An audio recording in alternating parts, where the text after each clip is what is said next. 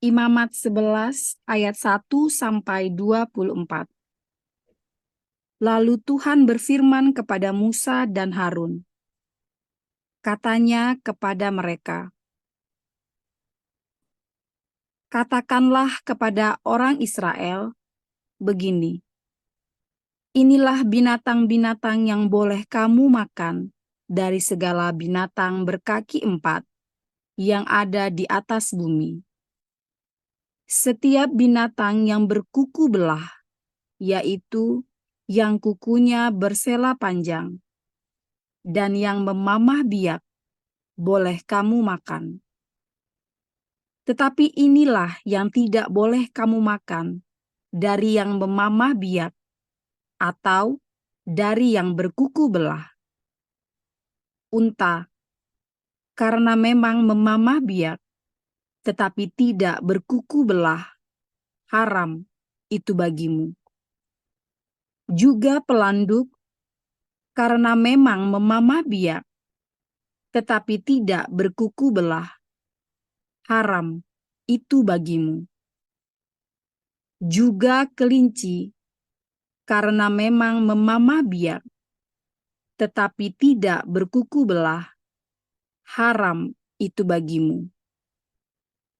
Demikian juga babi hutan, karena memang berkuku belah, yaitu kukunya bersela panjang, tetapi tidak memamah biak, haram itu bagimu.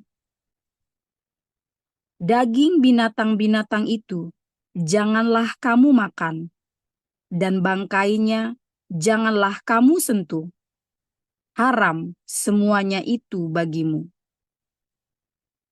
Inilah yang boleh kamu makan dari segala yang hidup di dalam air, segala yang bersirip dan bersisik di dalam air, di dalam lautan, dan di dalam sungai. Itulah semuanya yang boleh kamu makan. Tetapi segala yang tidak bersirip atau bersisik di dalam lautan dan di dalam sungai, dari segala yang berkeriapan di dalam air, dan dari segala makhluk hidup yang ada di dalam air, semuanya itu kejijikan bagimu. Sesungguhnya haruslah semuanya itu kejijikan bagimu. Dagingnya janganlah kamu makan, dan bangkainya haruslah kamu jijikkan. Segala yang tidak bersirip dan tidak bersisik di dalam air adalah kejijikan bagimu. Inilah yang harus kamu jijikkan dari burung-burung. Janganlah dimakan, karena semuanya itu adalah kejijikan. Burung rajawali, ering janggut, dan elang laut, elang merah, dan elang hitam, menurut jenisnya, setiap burung gagak menurut jenisnya, burung unta, burung hantu, camar, dan elang sikap menurut jenisnya. Burung pungguk, burung dendang air, dan burung hantu besar. Burung hantu putih, burung undan, burung ering, burung ranggung, bangau menurut jenisnya, meragai, dan kalelawar. Segala binatang yang merayap dan bersayap dan berjalan dengan keempat kakinya adalah kejijikan bagimu. Tetapi inilah yang boleh kamu makan dari segala binatang yang merayap dan bersayap dan yang berjalan dengan keempat kakinya, yaitu yang mempunyai paha di sebelah atas kakinya untuk melompat di atas tanah. Inilah yang boleh kamu makan dari antaranya, belalang-belalang menurut jenisnya, yaitu belalang gambar menurut jenisnya, belalang-belalang kunyit menurut jenisnya, dan belalang-belalang padi menurut jenisnya. Selainnya, segala binatang yang merayap dan bersayap dan yang berkaki 4 adalah kejijikan bagimu. Semua yang berikut akan menajiskan kamu, setiap orang yang kena kepada bangkainya, menjadi najis sampai matahari terbenam. Dan setiap orang yang ada membawa dari bangkainya haruslah mencuci pakaiannya, dan ia menjadi najis sampai matahari terbenam, yakni segala binatang yang berkuku belah tetapi tidak bersela panjang, dan yang tidak memamah biak, haram semuanya itu bagimu, dan setiap orang yang kena kepadanya menjadi najis. Demikian juga segala yang berjalan dengan telapak kakinya di antara segala binatang yang berjalan dengan keempat kakinya, semuanya itu haram bagimu. Setiap orang yang kena kepada bangkainya menjadi najis sampai matahari terbenam. Dan siapa yang membawa bangkainya haruslah mencuci pakaiannya, dan ia menjadi najis sampai matahari terbenam. Haram semuanya itu bagimu. Inilah yang haram bagimu di antara segala binatang yang merayap dan berkeriapan di atas bumi, tikus buta, tikus dan katak menurut jenisnya, dan landak, biawak dan bengkarung, siput dan bunglon. Itulah semuanya yang haram bagimu di antara segala binatang yang mengeriap. Setiap orang yang kena kepada binatang-binatang itu, sesudah binatang-binatang itu mati, menjadi najis sampai matahari terbenam, dan segala sesuatu menjadi najis. Kalau seekor yang mati dari binatang-binatang itu jatuh ke atasnya, perkakas kayu apa saja, atau pakaian, atau kulit, atau karung, setiap barang yang dipergunakan untuk sesuatu apapun haruslah dimasukkan ke dalam air dan menjadi najis sampai matahari terbenam, kemudian menjadi tahir pula. Kalau seekor dari binatang-binatang itu jatuh ke dalam sesuatu belanga tanah, maka segala yang ada di dalamnya menjadi najis, dan belanga itu harus kamu pecahkan. Dalam hal itu, segala makanan yang boleh dimakan, kalau kena air dari belanga itu menjadi najis, dan segala minuman yang boleh diminum dalam belanga seperti itu menjadi najis. Kalau bangkai seekor dari binatang-binatang itu jatuh ke atas sesuatu benda, itu menjadi najis. Pembakaran roti dan anglo haruslah diremukkan, karena semuanya itu najis dan haruslah najis juga bagimu. Tetapi mata air atau sumur yang memuat air tetap tahir, sedangkan siapa yang kena kepada bangkai binatang-binatang itu menjadi najis. Apabila bangkai seekor dari binatang-binatang itu jatuh ke atas benih, apapun yang akan ditaburkan, maka benih itu tetap tahir. Tetapi apabila benih itu telah dibubuhi air, lalu ke atasnya jatuh bangkai seekor dari binatang-binatang itu, maka najislah benih itu bagimu. Apabila mati salah seekor binatang yang menjadi makanan bagimu, maka siapa yang kena kepada bangkainya menjadi najis sampai matahari terbenam, dan siapa yang makan dari bangkainya itu haruslah mencuci pakaiannya, dan ia menjadi najis sampai matahari terbenam. Demikian juga siapa yang membawa bangkainya haruslah mencuci pakaiannya, dan ia menjadi najis sampai matahari terbenam. Segala binatang yang merayap dan berkeriapan di atas bumi adalah kejijikan, janganlah dimakan. Segala yang merayap dengan perutnya dan segala yang berjalan dengan keempat kakinya, atau segala yang berkaki banyak, semua yang termasuk binatang yang merayap dan berkeriapan di atas bumi, janganlah kamu makan, karena semuanya itu adalah kejijikan. Janganlah kamu membuat dirimu jijik oleh setiap binatang yang merayap dan berkeriapan, dan janganlah kamu menajiskan dirimu dengan semuanya itu, sehingga kamu menjadi najis karenanya. Sebab akulah Tuhan Allahmu, maka haruslah kamu menguduskan dirimu, dan haruslah kamu kudus, sebab aku ini kudus. Dan janganlah kamu menajiskan dirimu dengan setiap binatang yang mengeriap dan merayap di atas bumi.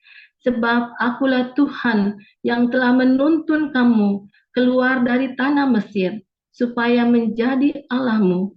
Jadilah kudus, sebab aku ini kudus. Itulah hukum tentang binatang berkaki empat, burung-burung, dan segala makhluk hidup yang bergerak di dalam air, dan segala makhluk yang mengeriap di atas bumi, yakni untuk membedakan antara yang najis dengan yang tahir, antara binatang yang boleh dimakan dengan binatang yang tidak boleh dimakan. Yohanes 7 ayat 1 sampai 26. Sesudah itu Yesus berjalan keliling Galilea, sebab ia tidak mau menetap tinggal di Yudea, karena di sana orang-orang Yahudi berusaha untuk membunuhnya. Ketika itu sesudah dekat hari raya orang Yahudi, yaitu hari raya Pondok Daun, maka kata saudara-saudara Yesus kepadanya, "Berangkatlah dari sini dan pergilah ke Yudea, supaya murid-muridmu juga melihat perbuatan-perbuatan yang engkau lakukan. Sebab tidak seorang pun berbuat sesuatu di tempat tersembunyi, jika ia mau diakui di muka umum. Jikalau engkau berbuat hal-hal yang demikian, tampakkanlah dirimu kepada dunia." Sebab saudara-saudaranya sendiri pun tidak percaya kepadanya. Maka jawab Yesus kepada mereka, "Waktuku belum tiba, tetapi bagi kamu selalu ada waktu. Dunia tidak dapat membenci kamu, tetapi ia membenci aku, sebab aku bersaksi tentang dia bahwa pekerjaan-pekerjaannya jahat. Pergilah kamu ke pesta itu, aku belum pergi ke situ, karena waktuku belum genap." Demikianlah katanya kepada mereka, dan ia pun tinggal di Galilea. Tetapi sesudah saudara-saudara Yesus berangkat ke pesta itu, ia pun pergi juga ke situ, tidak terang-terangan tetapi diam-diam. Orang-orang Yahudi mencari dia di pesta itu dan berkata, "Di manakah ia?" Dan banyak terdengar bisikan di antara orang banyak tentang dia. Ada yang berkata, "Ia orang baik." Ada pula yang berkata, "Tidak, ia menyesatkan rakyat." Tetapi tidak seorang pun yang berani berkata terang-terangan tentang dia, karena takut terhadap orang-orang Yahudi. Waktu pesta itu sedang berlangsung, Yesus masuk ke bait Allah lalu mengajar di situ. Maka heranlah orang-orang Yahudi dan berkata, "Bagaimanakah orang ini mempunyai pengetahuan demikian tanpa belajar?" Jawab Yesus kepada mereka, "Ajaranku tidak berasal dari diriku sendiri, tetapi dari Dia yang telah mengutus aku. Barang siapa mau melakukan kehendaknya, ia akan tahu entah ajaranku ini berasal dari Allah, entah aku berkata-kata dari diriku sendiri. Barang siapa berkata-kata dari dirinya sendiri, ia mencari hormat bagi dirinya sendiri. Tetapi barang siapa mencari hormat bagi Dia yang mengutusnya, ia benar dan tidak ada ketidakbenaran padanya. Bukankah Musa yang telah memberikan hukum Taurat kepadamu? Namun tidak seorang pun di antara kamu yang melakukan hukum Taurat itu. Mengapa kamu berusaha membunuh aku?" Orang banyak itu menjawab, "Engkau kerasukan setan. Siapakah yang berusaha membunuh engkau?" Jawab Yesus kepada mereka, "Hanya satu perbuatan yang kulakukan dan kamu semua telah heran. Jadi Musa menetapkan supaya kamu bersunat, sebenarnya sunat itu tidak berasal dari Musa, tetapi dari nenek moyang kita, dan kamu menyunat orang pada hari Sabat. Jikalau seorang menerima sunat pada hari Sabat, supaya jangan melanggar hukum Musa, mengapa kamu marah kepadaku karena aku menyembuhkan seluruh tubuh seorang manusia pada hari Sabat. Janganlah menghakimi menurut apa yang nampak, tapi hakimilah dengan adil. Beberapa orang Yerusalem berkata, bukankah dia ini yang mereka mau bunuh? Dan lihatlah, ia berbicara dengan leluasa dan mereka tidak mengatakan apa-apa kepadanya. Mungkinkah pemimpin kita benar-benar sudah tahu bahwa ia adalah Kristus? Tetapi tentang orang ini kita tahu dari mana asalnya. Tetapi bila mana Kristus datang, tidak ada seorang pun yang tahu dari mana asalnya. Waktu Yesus mengajar di Bait Allah, ia berseru, "Memang aku kamu kenal, dan kamu tahu dari mana asal aku, dari mana asalku. Namun aku datang bukan atas kehendakku sendiri, tetapi aku diutus oleh Dia yang benar, yang tidak kamu kenal. Aku kenal Dia, sebab aku datang dari Dia, dan Dialah yang mengutus aku." Mereka berusaha menangkap Dia, tetapi tidak ada seorang pun yang menyentuh Dia, sebab saatnya belum tiba.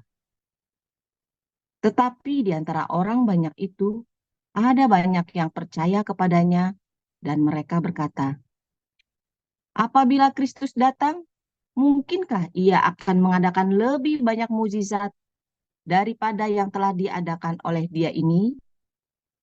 Orang-orang Farisi mendengar orang banyak membisikkan hal-hal itu mengenai Dia. Dan karena itu imam-imam kepala dan orang-orang Farisi menyuruh penjaga-penjaga Bait Allah untuk menangkapnya. Maka kata Yesus, tinggal sedikit waktu saja aku ada bersama kamu, dan sesudah itu aku akan pergi kepada Dia yang telah mengutus aku. Kamu akan mencari aku, tetapi tidak akan bertemu dengan aku, sebab kamu tidak dapat datang ke tempat di mana aku berada. Orang-orang Yahudi itu berkata seorang kepada yang lain, kemanakah ia akan pergi sehingga kita tidak dapat bertemu dengan Dia? Adakah maksudnya untuk pergi kepada mereka yang tinggal di perantauan di antara orang Yunani untuk mengajar orang Yunani? Apakah maksud perkataan yang diucapkannya ini? Kamu akan mencari aku, tetapi kamu tidak akan bertemu dengan aku. Dan kamu tidak dapat datang ke tempat di mana aku berada. Dan pada hari terakhir, yaitu pada puncak perayaan itu, Yesus berdiri dan berseru, barang siapa haus, baiklah ia datang kepadaku dan minum. Barang siapa percaya kepadaku, seperti yang dikatakan oleh kitab suci, dari dalam hatinya akan mengalir aliran-aliran air hidup.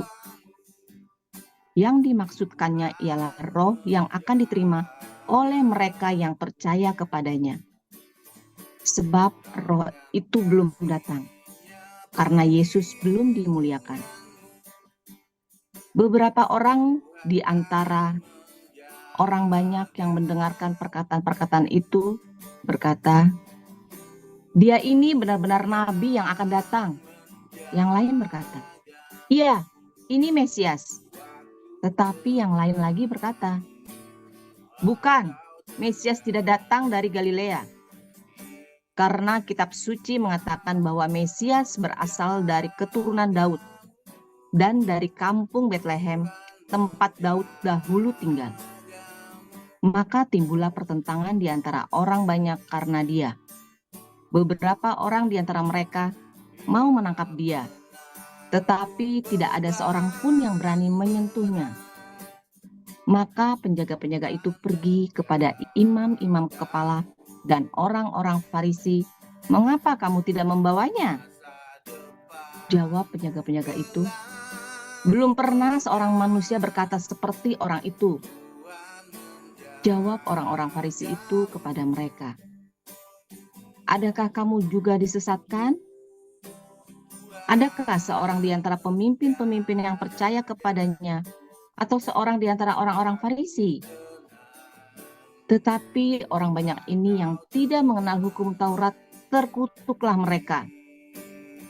Nikodemus, seorang dari mereka yang dahulu telah datang kepadanya, berkata kepada mereka, "Apakah hukum Taurat kita menghukum seseorang sebelum ia didengar dan sebelum orang mengetahui apa yang telah dibuatnya?"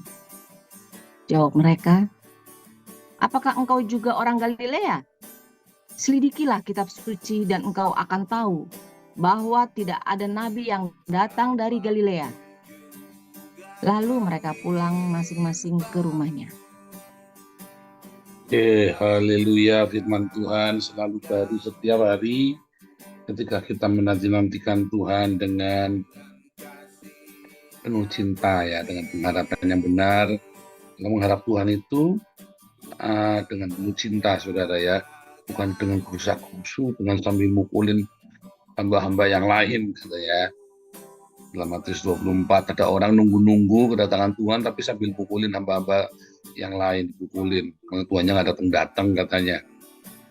Ya, saudara, ketika kita saling menyakiti sesama pelayan Tuhan, sesama hamba Tuhan, saling menghakimi, ya, karena Tuhannya nggak datang-datang, kita cari ribut sendiri, ya. Saudara, tadi kita belajar tentang makanan binatang-binatang yang najis, yang baik dia hidup maupun mati, atau dia hidup lalu jatuh ke air itu jadi najis ya. Kalau air itu ada di dalam belanga atau di dalam tempat wali atau apa, itu najis. Tapi tadi katakan kalau binatang najis itu jatuhnya ke sumur mata air, maka nggak najis mata airnya. Kenapa? Karena mata airnya hidup ya, selalu membual ya. Tapi kalau dia jatuh ke belanga yang mata airnya nggak membual, airnya itu bukan sumber air, airnya itu jadi najis. Tapi kalau itu sumber air, tidak akan najis. Ya, kenapa? Karena airnya itu mengalir. Ya, airnya mengalir, keluar lagi. Jadi diperbaharui terus. Tetapi kalau airnya itu tetap di situ terus, maka jadi najis. Nah, di dalam Yohanes 7 ya, mari barang siapa haus datang padaku dan minum, maka dari dalam hatinya akan mengalir aliran air kehidupan. Saudara, ada sumur yang membual. Ya, ketika cerita air yang membual atau sumur yang membual, satu bicara tentang Roh Kudus. Ya, satu bicara tentang Roh Kudus, tapi dua bicara tentang apa? Pernikahan. Ya, istri dari masa mudamu pula yang membual sumur itu. Ya, istri itu ya, suatu pernikahan itu ada sebuah sumur yang membual airnya, banyak banget itu ya, airnya itu banyak banget, keluar lagi ya, pernikahan yang kudus itu. Tapi juga itu cerita sumur itu mata air itu juga cerita tentang Roh Kudus ya, yang diberikan oleh Yesus. Jadi apa maksudnya, saudara ya? Satu, di dalam kehidupan kita, saudara, apapun, kalau kita cerita Roh Kudus, Roh Kudus itu bicara tentang apa? Rema, ya. Roh Kudus juga bicara tentang rema. Rema itu apa? Ketika logos atau yang tertulis ditambah dengan cinta, jadilah rema. Jadi bukan sekedar Anda baca terus Anda mengerti firman Tuhan, bukan ya. Anda membaca firman Tuhan dan Anda melakukannya dengan cinta, diakonia, mengasihi, mengampuni, memberkati, terus tiba-tiba logos itu jadi rema. Rema itulah Roh Kudus. Roh Kudus itulah sumur yang membual itu tadi. Dan setiap orang ya, setiap binatang yang najis yang masuk ke dalam sumur itu, maka sumur itu akan membersihkan dirinya sendiri ya. Sumur itu akan membersihkan dirinya sendiri. Apa yang dimaksud, saudara?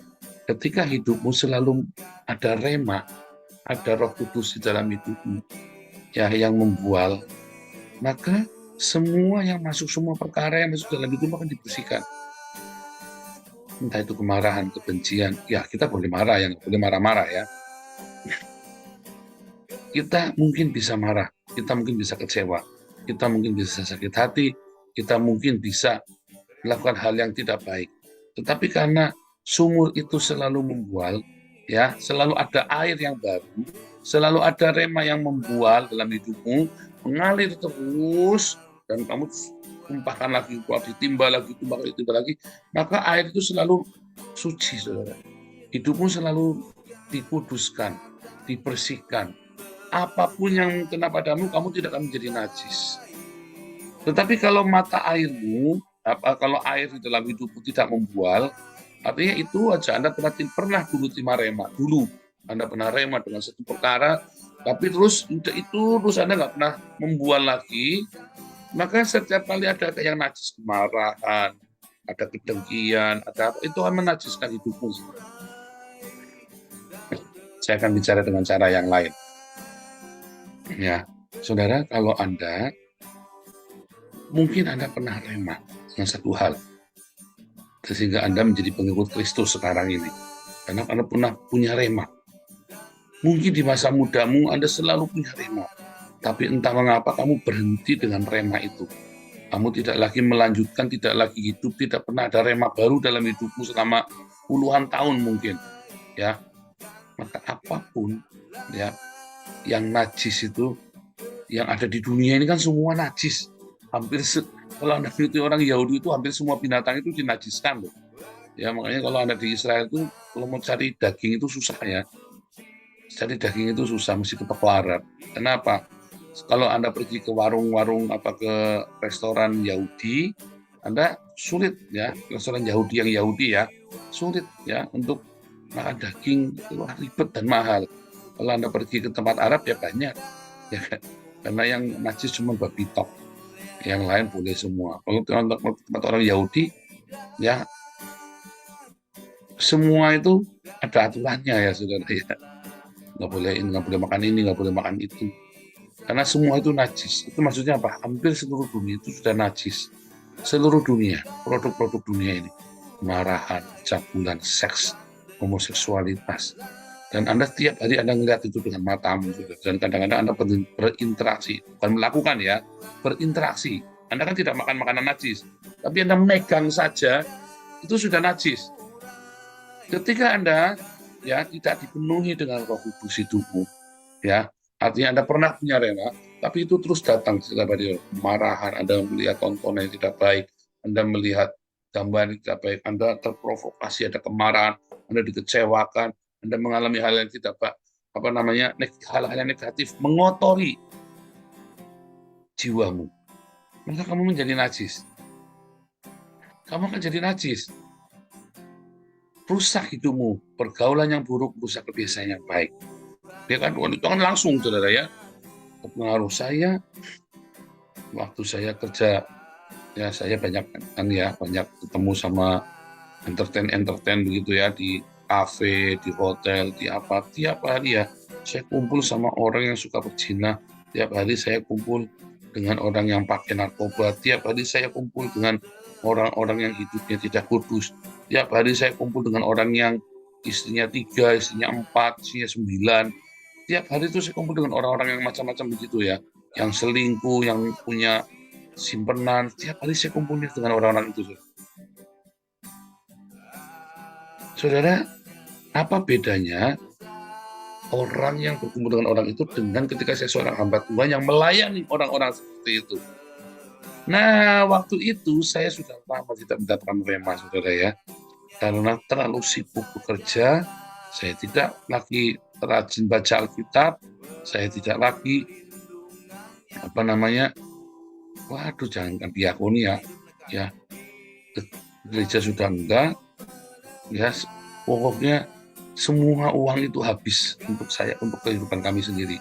Gajinya besar, tapi kita habiskan tanpa kita memikirkan untuk diakonia. Ya, udah nggak baca firman Tuhan, nggak baca Alkitab, udah jarang di gereja. Ya, kenapa jarang di gereja? Karena sibuk, dan buat apa juga saya nggak ada kepentingannya juga. Ya, jadi masa-masa itu adalah masa-masa yang berat buat saya. Sehingga saya tidak ada rema selama bertahun-tahun hidup hubungan saya dengan Tuhan itu benar-benar kering, stuck ya. Maka tiap hari saya kumpul dengan orang-orang ini, saudara. Saya tidak melayani mereka, tetapi saya menjadi mengentertain mereka, bukan melayani ya, tapi mengentertain. Tiap hari yang cabul, yang jorok, yang kurang ajar, ya gesekan dengan teman di kantor, intrik, keluar semua tuh yang ngeri ya saudara ya. Dan itu merusak hidup kita. Ya, tetapi coba bayangin, sekarang saya ketemu dengan orang-orang ini yang kira-kira sama. Ya, yang lesbian, malah lebih parah di sini ya, di Eropa ini kan. Yang homoseksual, pendeta yang homoseksual ya, yang lesbian, yang kawin cerai, yang hidupnya kumpul kebo. Tetapi mengapa saya tidak najis? Dulu kenapa saya jadi najis? Terpengaruh ya, frekuensinya goyang, saudara ya. Tiap hari di Alexis nongkrongnya, frekuensinya goyang. Saya tidak berzina, tetapi frekuensi goyang. Setiap kali lagi duduk diam, ingin nikmati hadirat Tuhan pagi-pagi ya. Saya tunggu Tuhan, saya lelah, saya capek badannya dan capek jiwanya. Yang dilintasin apa? Wah, itu panda-panda di tempat-tempat begituan ya. Waktu porselen begitu yang ngeri ya saudara ya. Karena memang dihiasi mereka dengan rupa-rupa warna-warni sama bosnya. Saya belum kebayang yang najis itu. Setiap kali saya ngimpi yang gak karu-karuan ya, najis ke dalam. Kenapa? Karena saya nggak punya rema di dalam hidup saya, saudara. Tetapi ya, dan itu saya belum pernah punya pengalaman dengan hal seperti itu ya. Itu pengalaman baru buat saya. Hari ini saya ada ya melayani orang-orang seperti itu, bahkan orang-orang yang memfitnah saya, yang sirik, yang pengen ngerampok kita, yang waduh, saudara kalau lihat komen-komennya ya, fitnah-fitnahnya itu jahat. Saya tahu ini siapa yang nulis orang-orang itu juga ya, orang-orang yang meninggalkan kita dengan jahatnya ya, meninggalkan kita sambil menebarkan fitnah. Ya, hati saya biasa aja, nggak terganggu. Tapi kalau dulu saudara ya, sebelum saya mengalami hubungan yang intim dengan Tuhan, ya, itu menajiskan saya, membuat saya itu panas, ya, bisa emosi seharian ya, bisa berminggu-minggu dendam itu ya, dan tidak karu-karuan. Setiap kali ada, makanya akhirnya saya pencet di mati, setiap kali orang nyalip saya, tabrak saudara ya, tabrak. Waduh, itu sampai segitunya ya. Oh, bayangin sekarang karena ada air, ya, air yang membual. Apapun yang najis dalam hidup saya, saudara, bersih, saudara. Mau itu pikirannya nggak benar, mau itu pengkhianatan, mau itu fitnahan, mau itu caci maki, mau itu saya melayani orang-orang yang cabul, orang-orang ya, bukan saya nontonnya cabul ya, tapi melayani orang-orang yang cabul. Ya, saya tetap bisa nggak najis. Ada orang yang kumpul-kumpul kita layani di sini, kita doakan juga. Ada orang-orang yang kawin cerai pun kita tetap. Ada orang-orang yang lesbian, homoseksual. Ada orang-orang yang dalam masalah. Karena saya berbual dengan Roh Kudus hidup saya. Maka ketika saya melayani mereka, itu tidak mengotori saya, saudara. Tetapi waktu saya di tempat sekuler, waktu saya bekerja sekuler, saya tidak siap dengan itu.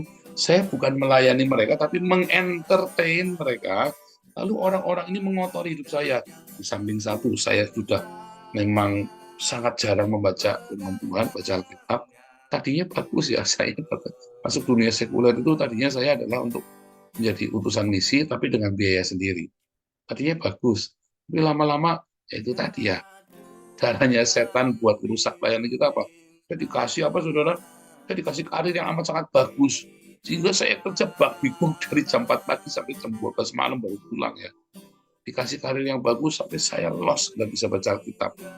Karena ya kapan baca Alkitab ya, dari jam 4 pagi saya udah berangkat, ya kan, berangkat ya, nggak karu-karuan ya saudara ya, nggak karu-karuan. Sampai saya tahu triknya ya, akhirnya saya mulai kembali sama Tuhan lagi ya, 2014 itu ya. Sehingga saya tiap hari, kalau saya nggak bisa baca firman Tuhan, saya dengarkan. Sambil, waktu itu masih sambil kerja ya, masih full time saya. Tetapi akhirnya saya benar-benar full time ya. Tiap hari saya bergumul dengan firman Tuhan. Pertama saya hanya baca saja, nggak saya lakukan. Cuman saya buat sport otak saja.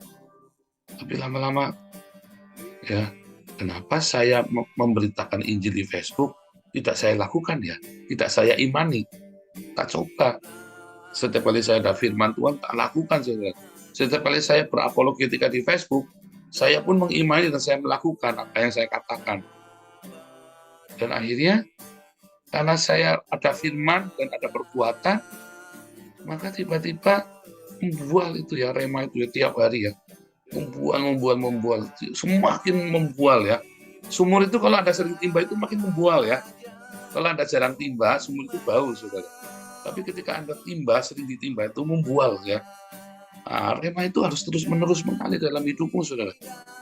Sehingga kalau rema itu terus mengalir dalam hidupmu, apapun di dunia ini yang najis tidak akan bisa menajiskan kamu.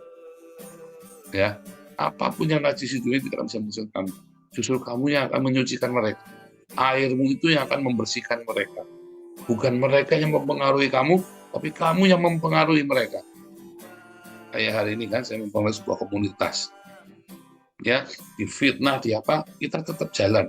Ya, tanpa kita harus bertengkar, tanpa kita harus marah. Nah, saudara banyak saya bisa marah ya. Tetapi tanpa kita harus marah-marah. Tanpa kita harus musuhan sama orang. Orang musuhin saya bodo amat, saudara. Yang penting saya nggak musuhin mereka. Bisa enteng, ya. Mudah mengampuni, melepaskan pengampunan. Mudah melepaskan, ya, rela ikhlas. Kenapa? Karena membual hidupnya dengan rema itu. Dan enak ya. Enak orang yang hidupnya membual hidupnya dengan rema itu. Wah, hidupnya itu enak sekali ya. Nikmat, rasanya lebih nikmat daripada kamu menikmati dendam. Dendam juga nikmat ya. Dendam, nafsu, cabul itu nikmat, saudara. Tapi ini nikmat. Kekudusan ini lebih nikmat. Hidupmu rasanya ringan, hidupmu penuh dengan damai, adem semua ya. Dingin, saudara ya. Adem, sejuk hidupmu itu. Rumah tanggamu menjadi tenang. Karena kamu tidak mudah dicemari, karena kamu punya rema dalam hidup. Ya, punya rema, itu penting. Maka dari itu, saudara, Anda harus selalu punya rema dalam hidupmu.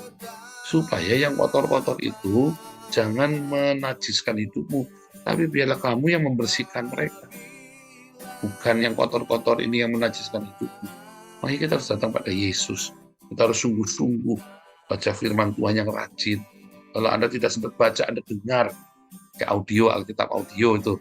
Ya. Dan jangan lupa selalu lepaskan pengampunan terus bagi orang-orang yang menyakitimu. Selalu lepaskan berkat, selalu berdiakonia. Tiba-tiba rema itu membual dalam hidupmu setiap hari, dan itu akan menyucikan air yang membual itu akan menyucikan seluruh hidupmu, dan yang najis-najis itu nggak bisa mengotori kamu, saudara ya. Ayo lakukan firman Tuhan di dalam cinta, punya pengharapan di dalam cinta. Tuhan Yesus memberkati.